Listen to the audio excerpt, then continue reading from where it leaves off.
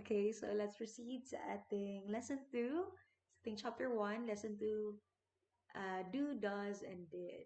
Okay, so at the end of this lesson, you'll be able to tell when to use the do, does, and did, and write correct sentences using the do, does, and did. Okay, so these three words are often the common cause of confusion, especially to us, second language learners, kasi hindi natin, nami-mismatch natin yung paggamit ng do, does, and did. For example, uh, sabihin natin na, do she speak well?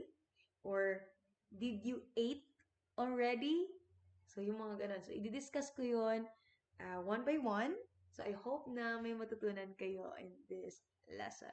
So, how do we use do, does, and did? So, do, does, and did are used as auxiliary verbs. Now, tanong niya sa akin, Ma'am, what are auxiliary verbs? Yan yung ating helping verbs. Helping meaning helping verbs to ask questions, to ask yes or no questions, to express negatives, and to emphasize an idea.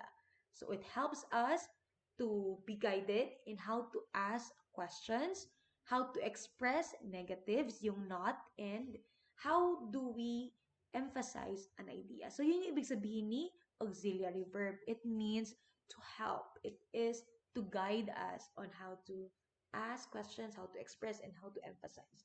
So they're usually paired with the base form of the verb. Now, again, question. Ano ba ibig sabihin ng base form of the verb? Now, we have, hindi kasi included sa ating module, we have three forms. Three forms of verbs. So, if you can take this down, please do.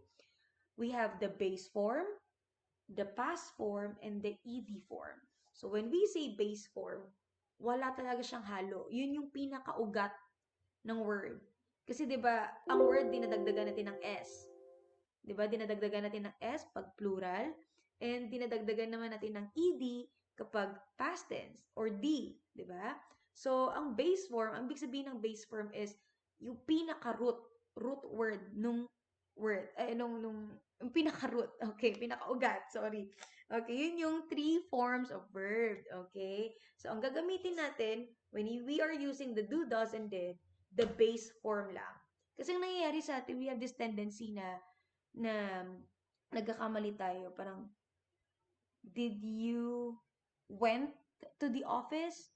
So, ang ginamit natin, hindi na yung base form of the verb. Ginamitan natin siya ng past. Di ba?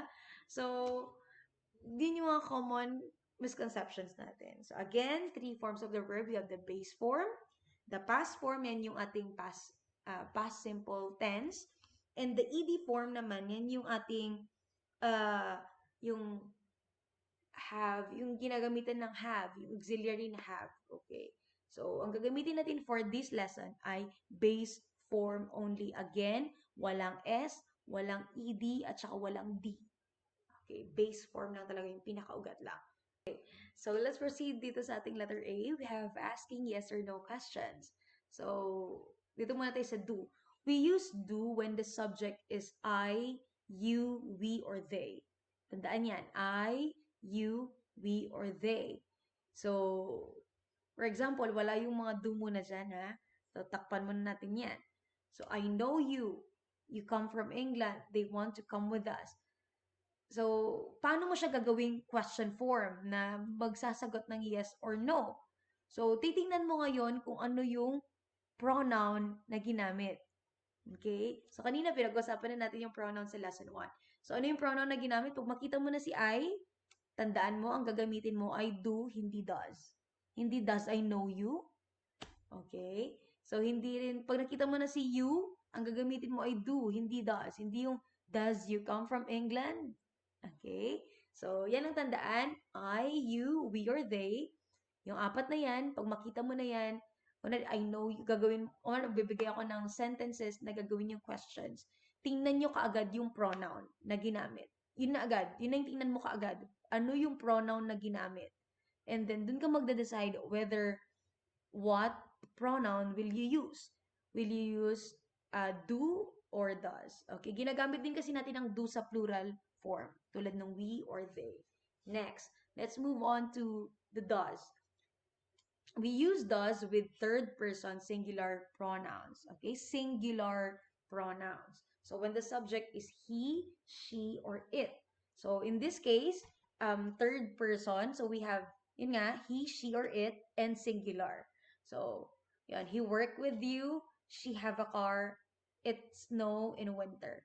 So, pag makita mo na yan, kung sinabi ko nga kanina na magbibigay ako ng sentences na gagawin yung questions, pag makita mo na yan, yung pronouns na yan, agad-agad ka na magde-decide na pag nakita mo na si third person singular pronouns, ang gagamitin mo na kaagad ay does.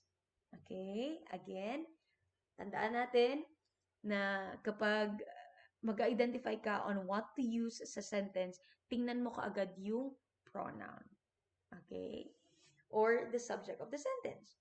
Next, pag past tense naman, did ang gagamitin natin. So, did is the past form of bought, do, or does. So, hindi na natin titingnan kung ano ba yun, ma'am? Kung I ba yung ginamit, kung we or they, he, she. Basta pag past tense na, yung ginagamit mo sa essay mo, kunwari, ay tapos na, nangyari na. So, ang gagamitin mo ay did. So, wala ka nang gagalawin pang iba. So, did he call you? Did you enjoy the game? Mga ganon. So, sana naiintindihan yon. And again, remember, all the underlined action verbs in the sentence are in their base form. Again, yung no dyan, hindi yan naging knows. Hindi naging knew. Yung come dyan, hindi naging comes, hindi naging came. Yung want, hindi naging wanted or wants. Okay, lahat yan naka-base form. Tulad din dito, lagi tayo nagkakamali dito actually sa past tense. Yung sinasabi natin na, did he called you? Did he called you? Okay? Did you enjoy the game? So, wrong grammar po yun. Okay? So, ang tandaan, pag gagamitin natin si do, does, and did, always, always in the base form. Walang na-add na S, walang na-add na D, walang na-add na ED. Lahat yan ay naka-base form.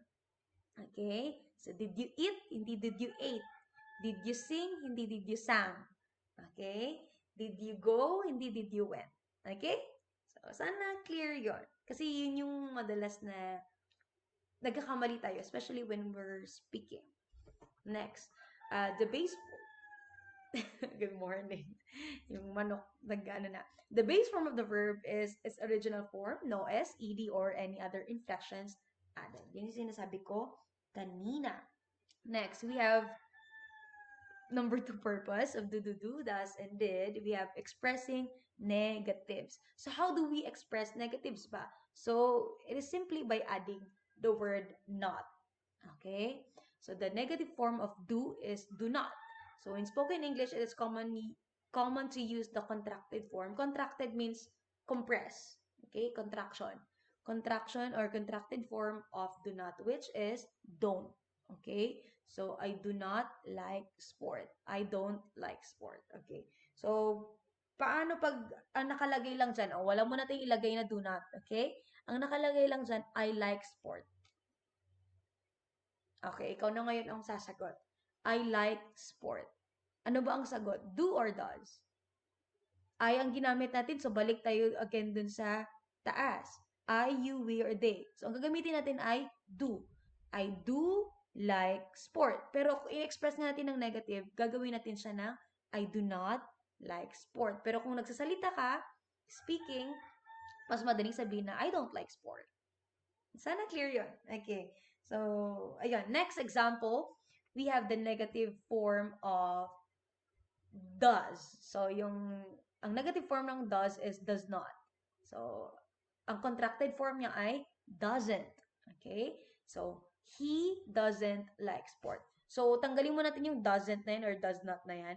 Ang nakalagay lang sa sentence na, kung ano rin, magpapa-exam na ako.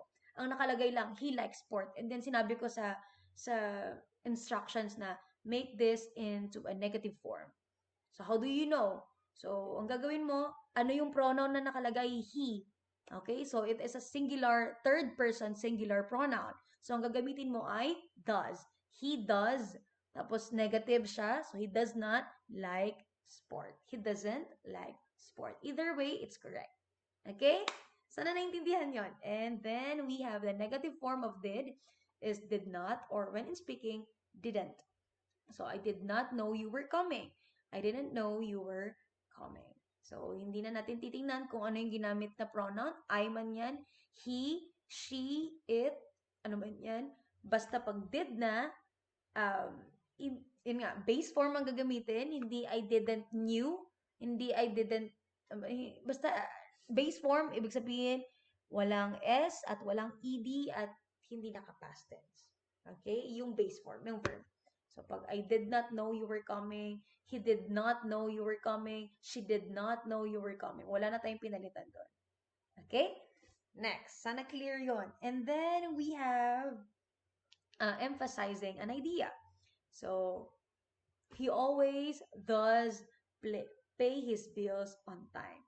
So, nag-emphasize siya ng idea, okay na yung grammatically correct na actually yung he always pay his bills on time. Pero to emphasize more that he really does pay his bills on time, pwede nating dagdagan ng does. Paano mo nalaman na does ang lalagay? Siyempre, ang pronoun natin ay he, which is a third person singular pronoun. Again, next, we have the boys in class do take their responsibilities seriously. Ma'am, paano mo nalaman na do?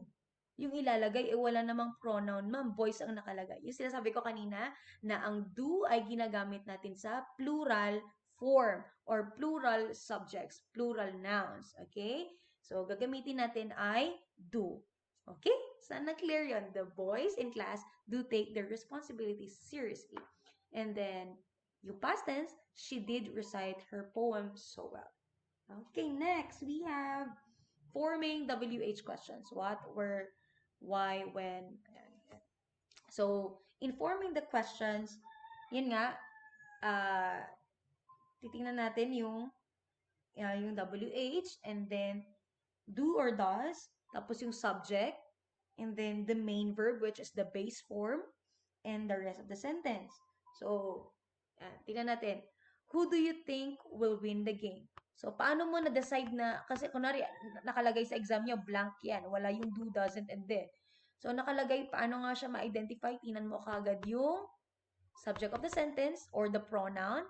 So, tignan mo kung ano yan, kung I, you, we, or they. So, ang gagamitin mo ay do. Pag ginamit mo naman ay yung third person pronouns, which is the she, he, and it. Gagamitin mo ay does or doesn't. And then, the past tense is did. So, very easy. Kailangan lang ng constant practice and reading.